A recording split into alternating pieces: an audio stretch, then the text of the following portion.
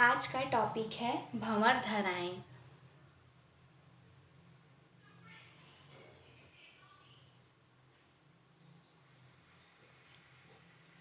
इसको इंग्लिश में कहा जाता है एडी करेंट।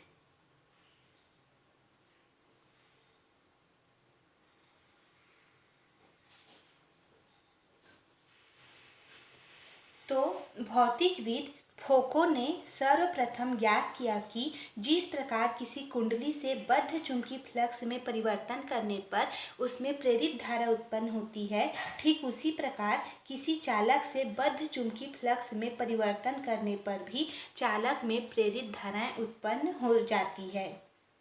तो किसी चालक से बद्ध चुंबकीय फ्लक्स में परिवर्तन दो प्रकार से किया जा सकता है। पहला, चालक को चुंबकीय क्षेत्र में चलाकर, और दूसरा, चालक को परिवर्ती चुंबकीय क्षेत्र में रखकर। तो प्रत्येक स्थिति में चालक में प्रेरित धारा जल में उत्पन्न भंवरों के समान चक्करदार होती है। इन धाराओं को ही हम लोग भंवर धाराएं कहते हैं। जैसे क्या है, मान लेते हैं कि शांत तालाब है, तालाब में पानी है। अब उसमें हम लोग क्या करते हैं, पत्थर का एक टुकड़ा डालते हैं तो उसमें क्या होती है, इस भांति क्या होती, भंवरें बनने लगती है। इसी को ही कहा जाता है भंवर धाराएं। तो इस प्रकार से हम लोग भंवर धाराएं का डेफिनेशन कैसे देंगे, जब कभी किसी चालक से बद्ध चुंबकीय फ्लक्स में परिवर्तन होता है तो उस चालक में जल में उत्पन्न भंवरों के समान चक्करदार प्रेरित धाराएं उत्पन्न हो जाती है। इस धाराओं को हम लोग भंवर धाराएं कहते हैं और इसके आविष्कारक का नाम है, वैज्ञानिक का नाम है फोको। तो इसके नाम पर इसे फोको धाराएं भी कहा जाता है। अब हम लोग क्या करते हैं, एक धात्विक प्लेट में उत्पन्न कुछ भंवर धाराएं प्रदर्शित करते हैं। तो मान लेते हैं ये कागज का एक तल है जिसमें चुंबकीय क्षेत्र में क्या हो रही है, कागज में कागज के तल के लंबवत नीचे की ओर क्या हो रही है, वृद्धि हो रही है। मान लेते हैं इसमें चालक का प्रतिरोध कैपिटल R पर ये निर्भर करता है। तो यदि चालक का प्रतिरोध अधिक है तो भंवर धाराओं का मान कम, और यदि प्रतिरोध का मान कम है तो भंवर धाराओं का मान अधिक होता है। तो भंवर धारा के कारण ही क्या होती है, चालक गर्म होती है।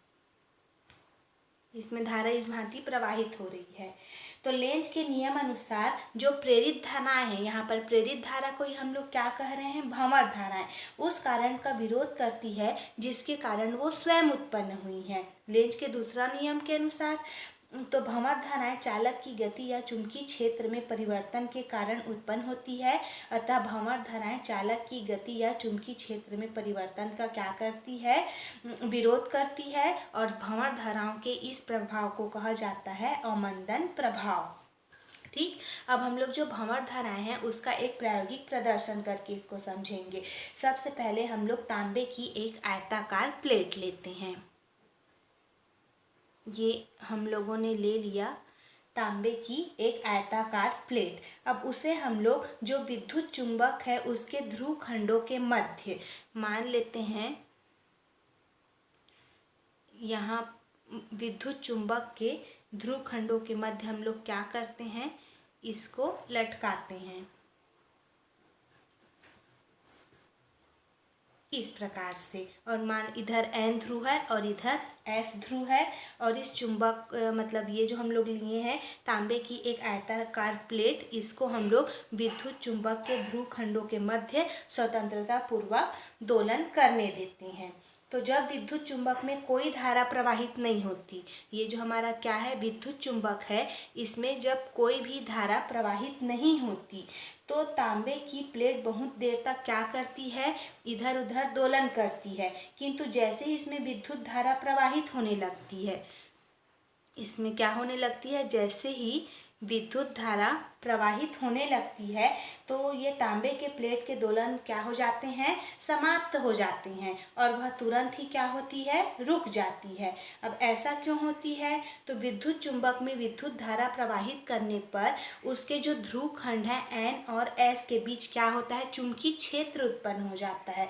और जब तांबे की प्लेट इस चुंबकीय क्षेत्र में क्या करती है, दोलन करती है, तो उससे बद्ध चुंबकीय फ्लक्स में परिवर्तन होता है, जिससे उसमें क्या होती है, भंवर धाराएं उत्पन्न होती है और उसमें भंवर धाराएं के कारण ही ये प्लेट की गति का विरोध करती है और जिसके कारण क्या होती है, तांबे की प्लेट तुरंत ही रुक जाती है।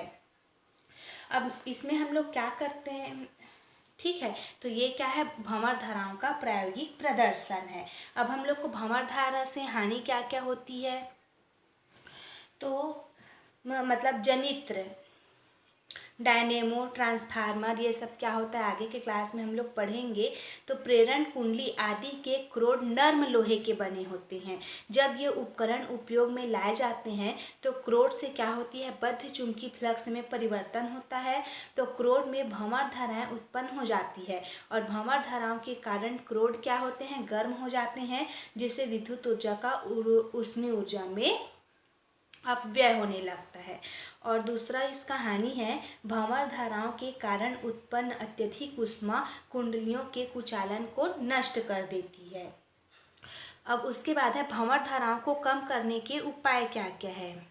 तो सबसे पहला है, भंवर धाराओं के मान को कम करने के लिए ये जो हमारा क्रोड है, क्रोड के स्थान पर पटलित क्रोड का उपयोग करना चाहिए।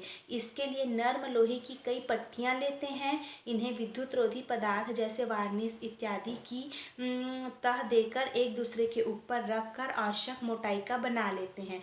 ऐसा करने से क्या होता है, क्रोड का प्रतिरोध बढ़ जाता है, जिससे भंवर धाराओं का मान बहुत ही कम हो जाता है। उसके बाद है हमारा भंवर धाराओं का उपयोग। तो भंवर धारा का उपयोग सबसे पहले प्रेरण मोटर में, सबसे पहले हम लोग इसका जो उपयोग है वो करते हैं प्रेरण मोटर में। तो इसमें धातु का एक बेलन होता है जो घूमने वाले चुंबकीय क्षेत्र में रखा जाता है। धातु के बेलन से बद्ध चुंबकीय फ्लक्स में परिवर्तन होने के कारण उसमें भंवर धाराएं उत्पन्न हो जाती है, जो बेलन तथा घूमने वाले चुंबकीय क्षेत्र की आपेक्षिक गति का विरोध करती है, जिसके कारण बेलन भी घूमने लगता है और इस सिद्धांत का उपयोग करके प्रेरण मोटर बनाए जाते हैं। दूसरा हम लोग भंवर धारा का उपयोग करते हैं चाल मापी में। तो चाल मापी एक ऐसी युक्ति है जो किसी वाहन की तात्क्षणिक चाल को प्रदर्शित करती है। इसमें एल्यूमीनियम के ड्रम के अंदर एक चुंबक होता है जो वाहन की चाल से घूमता है। एल्यूमीनियम के ड्रम से बद्ध चुंबकीय फ्लक्स में क्या होता है, परिवर्तन होता है, उसमें भंवर धाराएं उत्पन्न होती है और इन धाराओं को अमीटर को भेजा जाता है, जिससे उसमें उत्पन्न विक्षेप वाहन की चाल के अनुक्रमानुपाती होती है। अब ये अमीटर क्या है, तो अमीटर एक यंत्र का नाम है जिसकी सहायता से हम लोग क्या करते हैं, धारा की उपस्थिति का पता लगाते हैं। उसके बाद रेलगाड़ियों में चुंबकीय ब्रेक में भी भंवर धाराओं का उपयोग किया जाता है, विद्युत शक्ति मीटर में भंवर धाराओं का उपयोग किया जाता है। तो इस प्रकार से भंवर धाराएं क्या है, भंवर धाराओं का प्रायोगिक प्रदर्शन, भंवर धाराओं की हानि, भंवर धाराओं को कम करने का उपाय और भंवर धाराओं के उपयोग, ये सारे टॉपिक का आप लोग अच्छे से अध्ययन करोगे।